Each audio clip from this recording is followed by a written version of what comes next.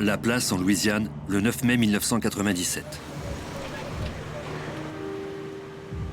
À 9h46, James Lowell Jr., un agent de police de la paroisse de Saint John, s'arrêta chez ses parents. Sa sœur l'avait appelé plus tôt pour lui faire part de son inquiétude. Leurs parents ne répondaient pas au téléphone. Le policier constata alors que la porte d'entrée n'était pas verrouillée. Il trouva alors son père, James Lowell, gisant par terre. Son visage était couvert de sang. Il vérifia le pouls de son père et constata que son cœur ne battait plus.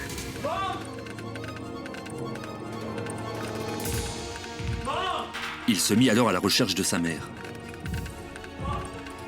Il la trouva dans la cuisine, sauvagement battue.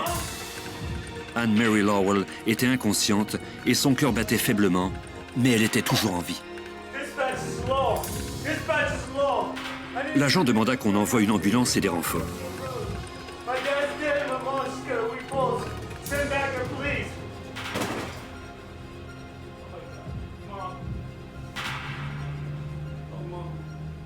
Quelques minutes plus tard, des policiers, des enquêteurs et des ambulanciers arrivèrent sur les lieux.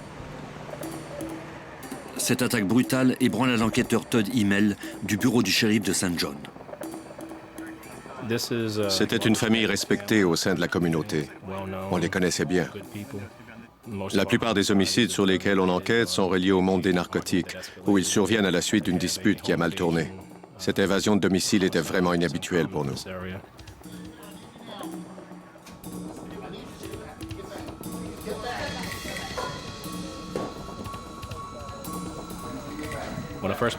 Quand je suis entré dans la maison, j'ai été horrifié en voyant tout ce sang sur le sol et les murs.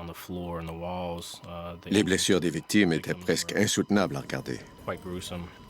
Les ambulanciers stabilisèrent l'état de Mme Lowell avant d'entreprendre le court trajet entre la maison et l'hôpital. Plus tard, au cours de la journée, elle succomba à ses blessures. L'agent Lowell raconta aux enquêteurs comment il avait trouvé ses parents. Il leur montra également la paire de lunettes de son père qui se trouvait sur le carrelage de la cuisine.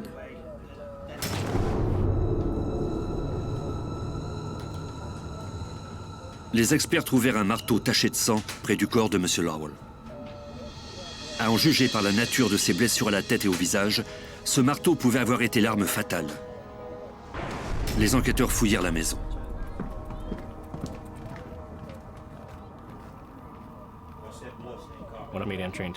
Quand je suis entré dans le bureau et que j'ai aperçu les lunettes pour femmes par terre, il m'est apparu évident qu'elle avait été attaquée à cet endroit.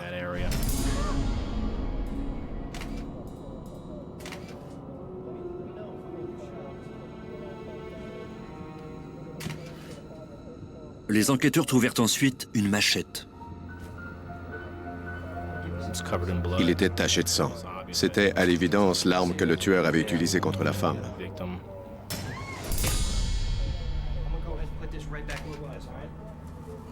Les enquêteurs remarquèrent alors que plusieurs volumes d'une encyclopédie avaient été jetés par terre.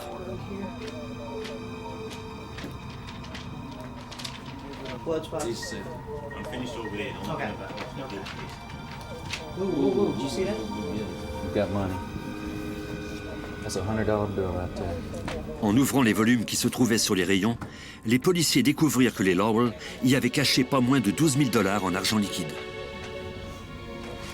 Les proches confirmèrent plus tard que la somme était complète. Cela indiquait que l'intrus n'avait pas trouvé cet argent. Les enquêteurs en déduisirent qu'on l'avait interrompu pendant ses recherches. Il a failli trouver cet argent. Apparemment, on l'a surpris avant qu'il n'y parvienne. Peut-être a-t-il pris la fuite en voyant le fils qui venait voir comment ses parents se portaient. Les techniciens appliquèrent de la poudre sur toutes les surfaces de la maison, mais ils ne relevèrent que les empreintes des victimes ou de leurs proches. Hey, Tony, come here. You should get a couple of pictures of this. Les enquêteurs examinèrent ensuite tout autour de la maison.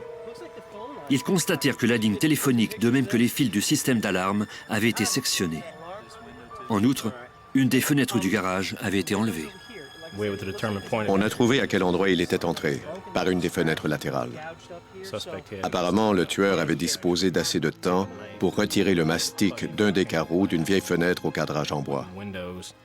L'enquêteur Himmel soupçonnait le meurtrier d'avoir pris tout son temps pour entrer chez les Lowell.